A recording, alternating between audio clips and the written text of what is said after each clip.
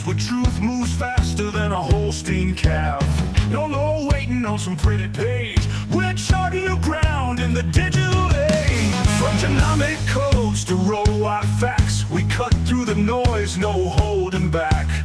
Not your daddy's dairy news tonight. We're sparking debates with every insight. The ring's not where the real fight's at. It's in the data, in the channel chat. From pasture to processor to your morning cup, we're raising the stakes.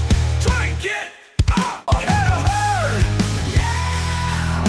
Where the future's more than just a word. Ahead of herd. Come on! The Bullvine's calling, let your voice be heard. Welcome to the Bullvine podcast, where we translate cutting-edge dairy science into practical strategies that boost your bottom line. I'm your host, and today we're diving into something that's been keeping me up at night lately, and it's not just the 4 a.m. milking routine. We've just analyzed the July 2025 Journal of Dairy Science, and honestly, there's more actionable intelligence packed into this summer's research than we've seen in years. We're talking about 8 breakthrough findings that could transform how you manage everything from H5N1 preparedness to antibiotic protocols, genomic selection to nutrition optimization. If you're tired of leaving money on the table because you haven't caught up with the latest research, this episode is for you. We'll break down exactly what these studies mean for your operation, with real examples from farms that are already implementing these strategies and seeing results. So grab your coffee and let's dig into the research that's actually moving the needle for dairy operations across North America. Welcome back to the Bullvine podcast, the show that digs deep into the topics that matter to dairy producers. That's right. Today, we're tackling a really interesting feature article from the Bullvine that's, it's got everyone talking. We're going to break it all down for you. Okay, let's jump right in. First big theme, navigating modern crises, and specifically the H5N1 wake-up call. The article really frames this not just as a health issue, but like a case study in crisis management for dairy farms. Mm-hmm. We're talking nearly 1,000 herds, 16 U.S. states, confirmed between March 2024 and May 2025. That's a huge footprint on the industry, isn't it? It absolutely is. And what's really striking here, I think, is how this outbreak has truly forced producers to look at their operations differently. Yeah. How so? Well, the article points out, some are treating it as just a temporary headache, like this too shall pass. Right. Write it out. But then you've got others who are seeing it as a chance, maybe even a necessity to completely overhaul their biosecurity. And it seems like that second group is really coming out stronger. And it sounds like the benefits go beyond just H5N1. There was that Michigan producer insight. This outbreak forced us to look at our entire operation differently. Exactly. They found that better biosecurity, things like improved ventilation, even better worker health monitoring, they're paying off in other ways too. It's like fixing one problem highlighted other areas for improvement. That's a great way to put it. It kind of shifts the thinking, doesn't it? Mm-hmm. From just crisis response to seeing this preparedness as an investment in just better operations long term, building resilience. Right. But the article also touches on something often overlooked, the psychological toll on the workers. Yeah. What did it say about that impact? Yeah, that's critical. It's showing that the mental strain, dealing with sick animals, worrying about their families getting sick, it creates real operational challenges. Challenges beyond just the disease itself. Exactly. When your team is stressed or mentally checked out, everything else kind of slows down. It's a hidden drag on efficiency, That makes sense. Yeah. And it makes you wonder, can we learn from how others have tackled this? Like the Netherlands. They had H5N1 back in 2021. Mm-hmm. Yeah, the article mentioned their compartmentalization approach. Right. Creating these distinct, isolated zones within the farm. Treating parts of the farm almost like separate units instead of one big connected space. It seems like a more targeted biosecurity, not just a blanket lockdown. Which apparently reduced transmission rates. Yeah. And then you've got New Zealand dealing with it in pasture systems. That's giving us insights for our own grazing setups, right? Especially spring and summer. Totally. Their data showing outdoor transmission is, it's a different beast compared to confinement systems, which is kind of what we're seeing play out now in the Midwest. Challenges some old assumptions. And what's really eye-opening are the farms that jumped on those comprehensive One Health protocols early.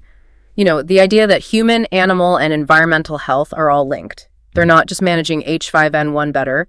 They're finding like better air quality helps calf respiratory issues in the summer humidity. Oh, interesting. And improved worker health checks are catching things like heat stress earlier.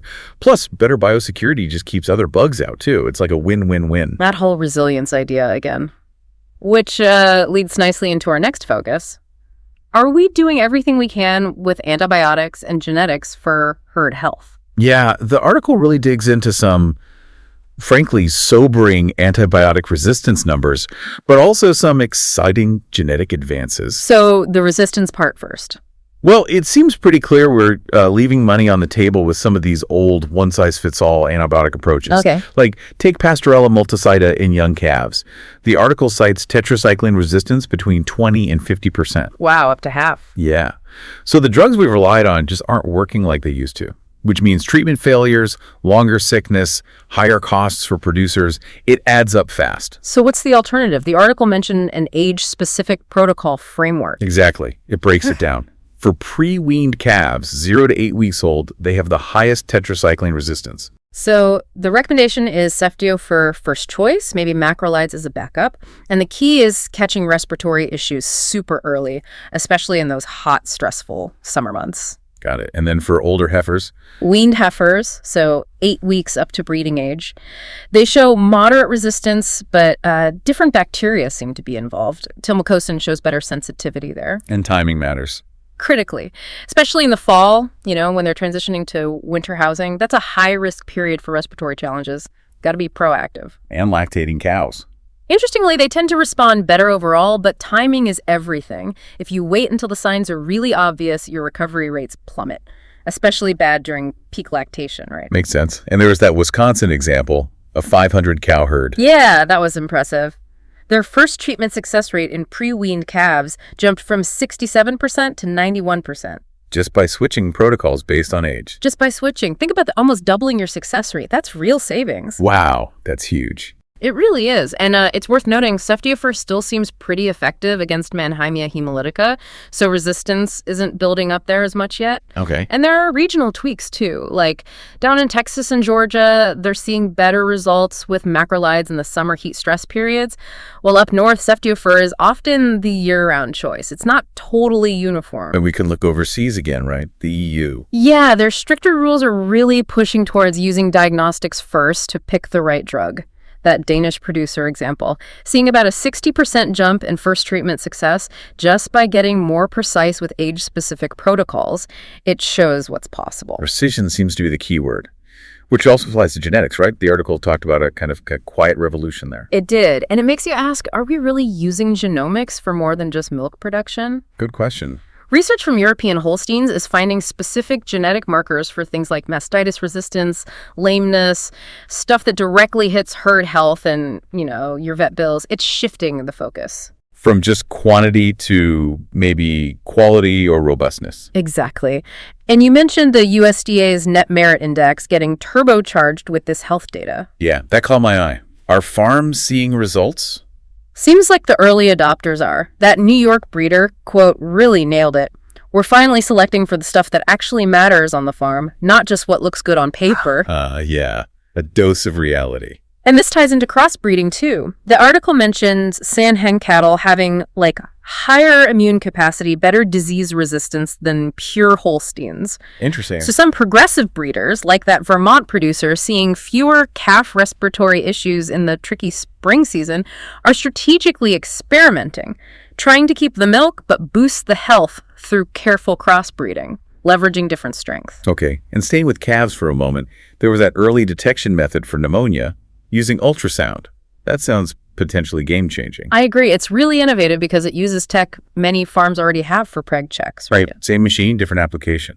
But it lets you spot subclinical pneumonia, days or even weeks before you'd see traditional signs. You're catching it before it does major lung damage, saving treatment costs, and, frankly, saving calves. And that Pennsylvania example, the 300 cow farm. Yeah, treatment success jumping from 78% to 96%. Just by catching it early with ultrasound, it's moving from reaction to real prevention. So how would a farm implement that? Well, the article suggests different strategies by size, maybe quarterly screening for smaller herds, under 200 cows, focusing on high-risk times. Okay. Medium herds, 200, 500, maybe weekly during peak calf arrival seasons. And the big guys, 500 plus, some are doing daily checks with trained techs. And timing it seasonally matters too. Definitely. Spring and fall weather transitions are key times to ramp up screening. Integrate it where it gives you the most bang for your buck. All right. Another area where timing is critical, according to the article, is dry cow treatments, specifically ivermectin. Oh, yeah. And this one hits the bottom line directly through market access. The research is clear. Treating within 10 days of calving can lead to detectable residues in milk, residues that might exceed regulatory limits. Which could block you from export markets or premium milk programs. Exactly. It jeopardizes those valuable contracts. That 10-day rule isn't just a suggestion, it's crucial. That Vermont producer's close call really highlighted that. Treating a cow 8 days pre-calving almost cost them their whole export deal because of residues. Wow. That's cutting it close. And it's not just a U.S. thing. Global regulators, especially in the EU, are getting much stricter with residue monitoring, more testing, bigger penalties. So accurate record keeping becomes even more vital. Absolutely. Integrated systems that track treatments and withdrawal times are basically becoming essential if you want to play in those global markets. Compliance is key. Okay, let's shift gears a bit. Theme 3, boosting production and efficiency. The article has some really interesting bits on nutrition, housing, even cow social life in robotic systems. Yeah, the nutrition part, especially on amino acids like methionine, was fascinating. It challenges the idea of feeding all cows the same. Because the response is different. Dramatically different, according to the research. First lactation cows, primiparous cows show big responses to methionine supplementation, better milk protein, fat yields. Okay, and mature cows. Mature cows. Not so much on the components. They mainly just show increased dry matter intake. So the way they use it is different. Interesting. So are we leaving money on the table by not having parity-specific feeding? It really looks that way. That California nutritionist saw first calf heifers respond within just 2 weeks. Measurable improvements. That's a fast ROI. And season matters here too. Yeah, especially with heat stress. In summer, those first lactation cows under stress seem to benefit even more from methionine because their metabolic needs are higher. So folks in the Southwest, for example, are adjusting protocols for summer. And it mentioned leucine showing similar patterns. Briefly, yeah. Suggests it might be a broader principle for amino acid balancing based on parity and stress. Okay, now what about where cows live? The housing debate. Compost barns versus outdoor systems. Right. This brings up that constant balance. Cow comfort versus cost.